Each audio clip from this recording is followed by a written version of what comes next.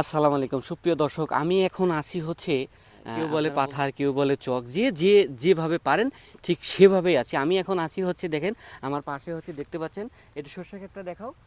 আমার সুপ্রিয় দর্শক যারা আছেন তাদেরকে হচ্ছে সর্ষে ক্ষেত দেখাও। তারপরে হচ্ছে এই যে পেঁয়াজের গাছ আছে, মানে পেঁয়াজ যে হচ্ছে আপনার চারা রোপণ করা হয়েছে, সেটা হচ্ছে এখন কিন্তু আমাদের, আমি যে স্থানটিতে দাঁড়িয়ে আছি বা যে এলাকাতে আছি সেই এলাকায় কিন্তু হচ্ছে আপনার প্রচুর পরিমাণে পেঁয়াজ আবাদ হয়। পেঁয়াজ, গম, তারপরে এই ধরনের আবাদটাই বেশি হয় পাবনা জেলাতে। হচ্ছে আপনার যদি একটু মনে করেন, সেটা হচ্ছে পেঁয়াজের ইয়াটাই বেশি।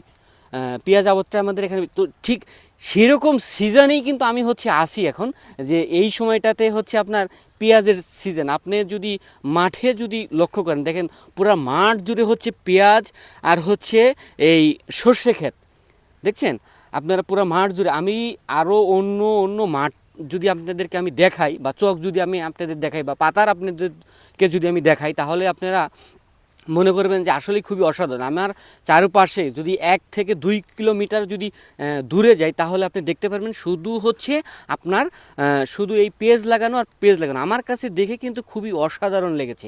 এখানে আপনারা দেখতে পাচ্ছেন অনেক কৃষক আছে, তারা কিন্তু তাদের মতো করে কাজ করছেন। তারা হচ্ছে এখন কাজের যে সিজনালি যে সময়, যেহেতু শীতের মৌসুম চলতেছে, এই সময়টাতে হচ্ছে আপনার এলাকাতে হচ্ছে আপনার কেমন। আমি বগুড়াতে গিয়েছিলাম, বগুড়াতে যত দূর চোখ যায় তত দূর শুধু আমি দেখেছি আলু আর আলু।